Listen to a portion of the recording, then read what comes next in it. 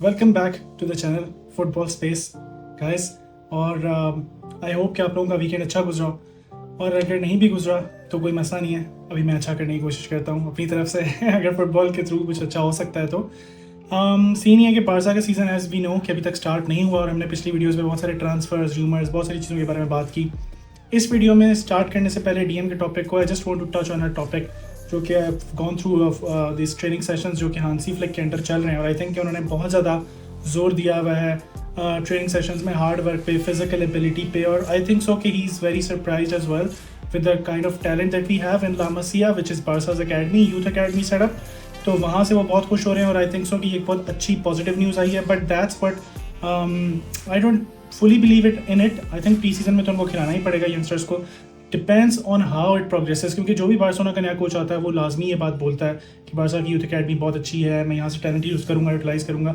But अगर Hansi Flick जैसा coach आगे कह रहा है तो we have to believe it, ठीक है, कि वो उसमें बिलीव करेंगे यूथ सेटअप में। और ऑब्वियसली उनके पास ऑप्शंस हैं भी ऐसी ही कुछ एरियाज़ में, स्पेशली जिसके बारे में एक एरिया के बारे में आज बात कर रहे हैं जो कि है डीएम की पोजीशन, ठीक है। अब डीएम की पोजीशन इतनी नेसेसरी क्यों, इसके बारे में बात कर लेते हैं। सो डीएम की पोजीशन इसलिए बार्सिलोना के लिए नेसेसरी है कि बार्सिलोना का जो पूरा सेटअप है, स्पेशली जो लाइनअप बार्सिलोना खेलती है 4-3-3, और जिस तरह के सेटअप में वो ऑपरेट करते हैं, उनके अटैकिंग प्लेयर्स और यूजली जो मिडफील्डर्स भी जिस क्वालिटी के होते हैं, ठीक है। तो बार्सिलोना बहुत ज़्यादा खेलती है पोजेशन बेस्ड फुटबॉल, और कभी कभार काउंटर अटैक पे भी जाती है, और बहुत ज़्यादा फैंसी फुटबॉल जिसे हम कहते हैं, टर्म यूज़ करते हैं, कि जो अच्छी वन टच फुटबॉल टाइप भी करते हैं, ठीक है, पोजेशन भी रखते हैं, पासिंग भी इन बिहाइंड लेते हैं।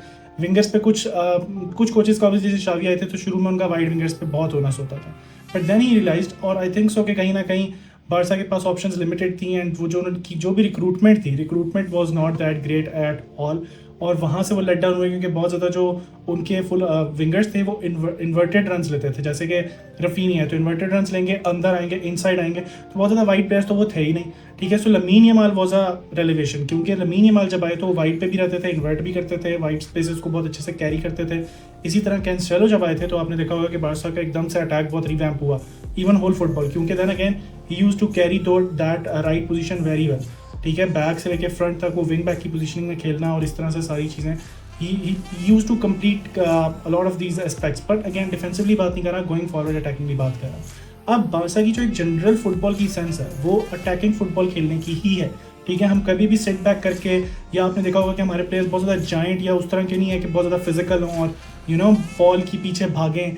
We try to control the ball, पर इस कंट्रोल द बॉल और गोइंग फॉरवर्ड के बीच में कभी ना कभी जब आप बॉल लूज करते हो तो अगली टीम काउंटर अटैक फुटबॉल खेलती है, या over the top through balls निकालती है आपकी डिफेंस लाइन को ब्रेक करने के लिए, ठीक है।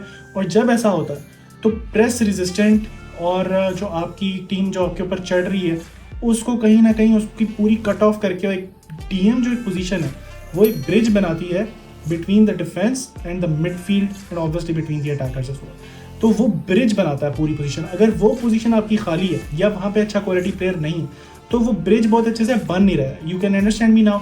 तो अगर वो ब्रिज की क्वालिटी बहुत अच्छी नहीं है तो वो आप जब भी आप जाओगे तो आपकी राइड बहुत स्मूथ नहीं होने वाली।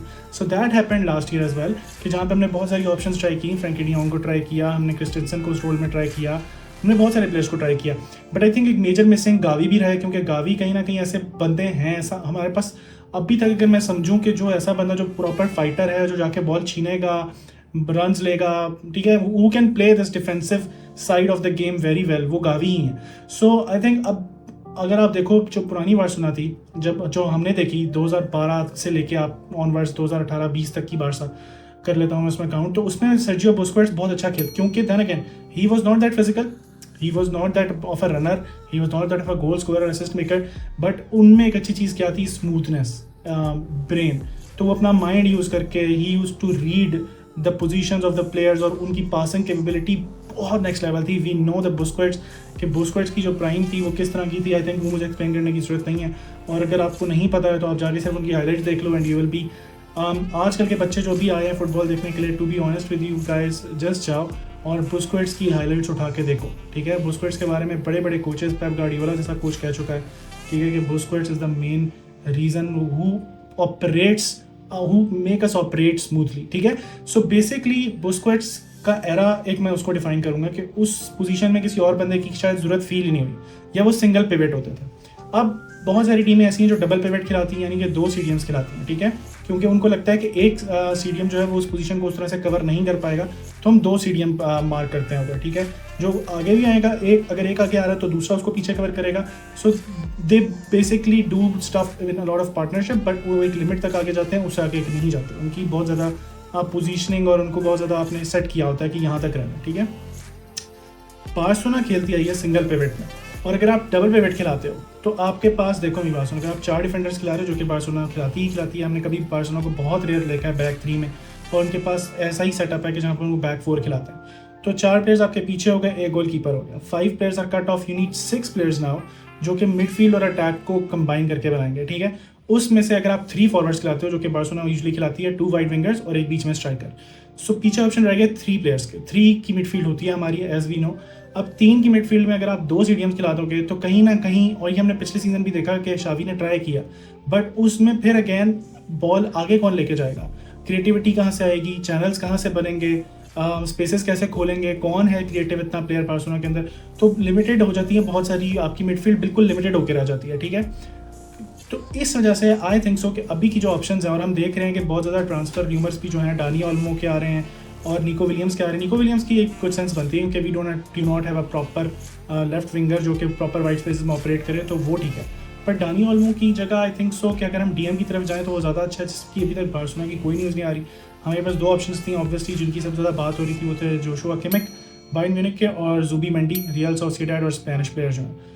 अब ज़ुबीमेंडी का केस थोड़ा सा टफ है, क्योंकि वो बहुत ओपनली आके कह चुके हैं कि he is not interested in Barcelona and he won't move there. Kimmich का सीन थोड़ा सा ईजी है इन दैट टर्म्स के किमिक ने बहुत ओपनली अपनी डिज़ायर भी शो की थी जब शावी कोच थे, तो वो बहुत ज़्यादा उन्होंने कहा था कि मतलब Xavi is my idol and stuff like that. और अब भी अगर उनका कॉन्ट्रैक्ट आप सिचुएशन देखो तो just 1 year is left on his contract, वो एक ऑप्शन हो सकती है जो आप 40 मिलियन 45 मिलियन में कहीं ना कहीं खींच सकते हो। और but then again Bayern would be a tough nut to crack in this deal. और दूसरी बात ये कि अभी उसकी कोई रूमर्स शुरू में आके बिल्कुल ही वो बातें जो है ना वो ठंडी हो गई हैं। अब हमारे पास ऑप्शन, लेट्स से हम नहीं खरीद पाते कोई DM, जो कि बार्सिलोना का लग रहा है सीन मुझे। अगर हम DM नहीं खरीद पाते तो हमारे पास क्या ऑप्शन है? हमारे पास ऑप्शन आती हैं जो सिंपल सी हैं, फ्रैंकी डी जॉन्ग, लेकिन वो भी अनफिट हैं, जब वो फिट होंगे तब। गावी, ये अगेन आप एक बंदा मानी, फ्रैंकी डी जॉन्ग को जब हमने सिंगल पिवट में खिलाया, हमने देखा कि किस तरह से हमें गोल पड़े, तो बिल्कुल मतलब he is not a single pivot, he can not play a proper DM Frenkie de Jong, ठीक है। हमने इवन के गुंडोगान को भी उस स्पेस में ट्राई किया, but then again Gundogan is a very good player, but उनकी वो देखो हर प्लेयर की एक प्रोफाइल होती है, गुंडोगान की वो प्रोफाइल ही नहीं है, उन्होंने कभी उस सिनेरियो में इतना अच्छा नहीं खेला, तो वो नहीं कंटेन कर पाते जब स्पेशली प्रेस होती है। अगली टीम आपको जब प्रेस करती है, पुश करती है, वहाँ पे problem.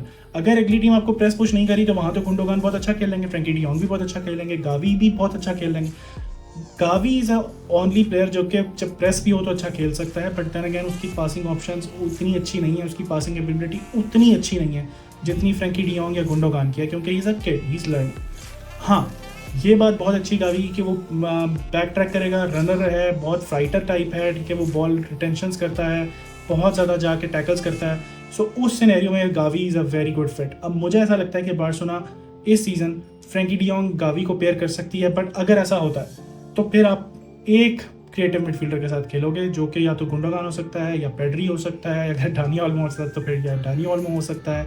So there will be a lot of compromises. So अब ये जो DM पोजीशन का एक पूरा फस मचा हुआ है, इसमें हमने देखना है कि क्या रेजोल्यूशन निकलता है। अगर अब ऑनेस्टली गाइस, अगर मैं आपको बात करूं तो 2 CDMs की ऑप्शन तो है हांसी फ्लिक के पास, बट देन अगेन 2 CDM खिला के आप किस तरह से आप फिर सारा ओनर्स रखोगे अपने वाइड प्लेयर्स पे, ठीक है। इसी वजह से शायद कहीं ना कहीं वो निको विलियम्स के लिए पुश कर रहे हैं, और वो पुश कर रहे हैं ऑब्वियसली नीम तो उनके पास है ही, तो वो उन दोनों को थोड़ा सा फिर अगेन इन्वर्ट लाएंगे, ताकि वो गैप फुलफिल, और वो कहीं ना कहीं क्रिएटिव मिडफील्डर्स, और फिर उनके बीच में एक मिसिंग पीस में भी डानी ओल्मो। तो अगर डानी ओल्मो आ जाते हैं तो कुछ सेंस बनता है डबल पिवट, क्योंकि डानी ओल्मो आगे फॉरवर्ड रन्स बहुत अच्छे ले सकते हैं विद 2 विंगर्स की सपोर्ट, और ऑब्वियसली फ्रंट पे लेवेंडोव्स्की रहेगा, तो ये 4 would be good enough. But then again उसमें फिर ऑप्शंस भी हैं बहुत ज़्यादा। अगर वो डबल पिवट काम नहीं करता तो वो सिंगल पिवट में लाके ऑलमो बहुत सारी पोजीशंस पे फिट हो सकता है।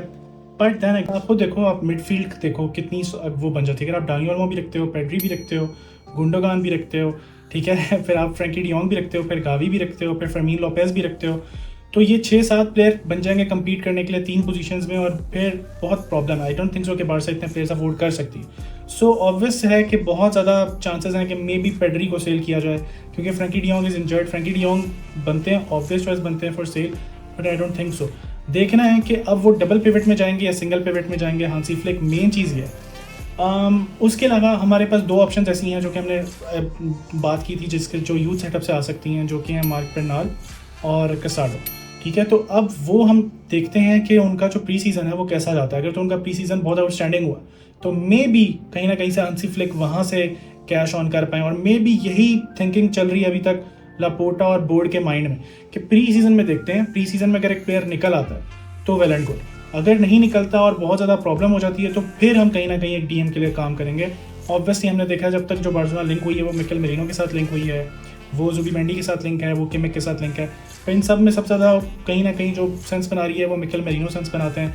बट अगेन मिकेल मेरिनो अगर आते हैं तो फिर डबल पिवट, वो सिंगल पिवट में फिर नहीं खेल सकते। ठीक है, तो फिर आप डबल पिवट सिस्टम में जाओगे। So everything right now indicates कि Hansi Flick will go with a double pivot role. वो थोड़ा चेंज करेंगे इस सिंगल पिवट वाली सिचुएशन को, और चाहेंगे थोड़े फिजिकलिटी लाएं और टीम को थोड़ा सा बैलेंस और एजी रखें। बट अगेन मेरा क्वेश्चन वहाँ पे यही आता है कि अगर आप डबल पिवट भी रखते हो तो फिर would a single creative player be enough? Obviously long side आप दो अच्छे प्लेयर्स खिला सकते हो। अगर आप स्पेन का सेटअप देखो इस दफ़ा, तो उनके पास सिंगल पिवट था, या तो रॉड्री या फिर जुबिमेंडी, बट उनके साथ जो दो प्लेयर्स थे, एक एडवांस था जैसे कि डानी ओल्मो या पेड्री, और एक बहुत ही कमाल का प्लेयर उनके साथ था जो कि था फाबियन रुइज। तो वो एक बैलेंस, एक जो तीन प्लेयर्स हैं वो एक दूसरे को कॉम्प्लीमेंट करते हैं with different profiles. So let's see कि how this midfield would be sorted. और डीएम पोजीशन के लिए अब तक मैं इसीलिए समझा पाया हूँ आई थिंक सो अच्छे से कि डीएम पोजीशन क्यों इतनी पिवटल है बार्सिलोना के लिए, क्योंकि दैट क्रिएट्स अ ब्रिज। उसके बगैर हमने देखा कि बार्सा ने बहुत ज़्यादा गोल्स कंसीड किए। जिस सीजन में हमारे पास बुस्केट्स थे हमने सबसे कम गोल कंसीड किए थे, सबसे ज़्यादा क्लीन शीट्स रखी थी।